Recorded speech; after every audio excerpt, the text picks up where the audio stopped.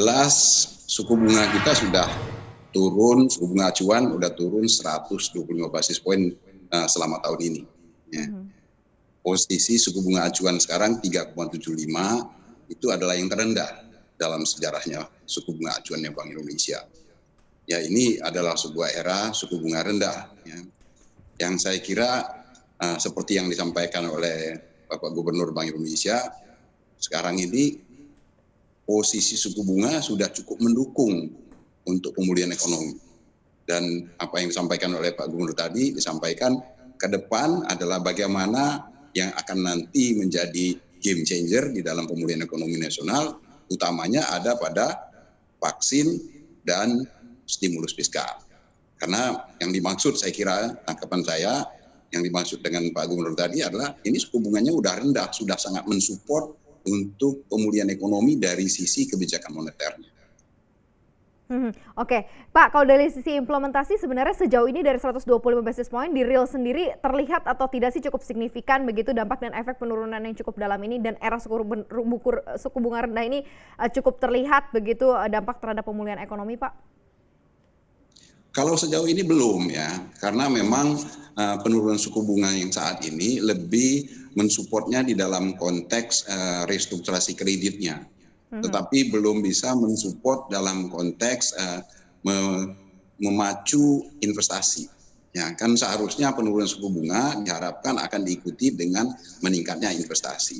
Tetapi dengan adanya pandemi, penyaluran kredit menjadi sangat rendah, yang turun karena memang terbatasinya aktivitas ekonomi, ya, aktivitas produksi, sehingga kebutuhan terhadap kredit itu sangat rendah, risiko kredit menjadi sangat tinggi, sehingga demand maupun supply kredit menjadi sangat rendah. Jadi dampak dari turunnya suku bunga hingga 3,75 suku bunga acuan ini belum dirasakan di sektor realnya, ya, tetapi sangat membantu di dalam konteks perbankan melakukan restrukturasi kredit. Oke, untuk menggeliatkan apakah sebenarnya masih ada ruang untuk menurunkan lagi nih suku bunga, artinya untuk lebih bergeliat dan lebih cepat berdampak nih Pak Peter ke realnya, apakah masih bisa dilakukan penurunan lagi oleh Bank Indonesia gitu ya? Karena kalau kita lihat neraca current account kita kan bagus, kemudian kita juga lihat outflow pun juga nggak terlalu besar gitu ya untuk posisi saat ini. Seperti apa yang Anda lihat? Yang pertama ada dua catatan, Mbak, untuk kita lihat ke depannya. Yang pertama adalah kita tidak bisa mendasarkan kepada kondisi current account kita yang sekarang ini memang membaik, ya. Tapi perkiraan saya itu belum sustain, ya.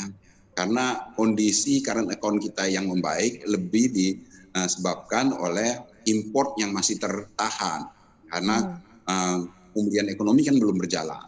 Nanti kalau pemulihan ekonomi sudah jalan, sudah perekonomian kita back to normal, sudah pada posisi normalnya, pasti permintaan impor pasti akan naik, ya, sehingga itu akan menekan neraca perdagangan, sekaligus juga akan mengurangi posisi kita di current account. Jadi current account saya kira belum menjadi memang kondisinya baik, tapi untuk ke depan masih harus kita lihat lagi. Nah, yang mungkin yang harus lihat adalah sebenarnya ruangnya itu ada di respon dari bank itu sendiri, ya. Karena respons dari bank terhadap penurunan suku bunga acuan ini masih sangat terbatas, ya.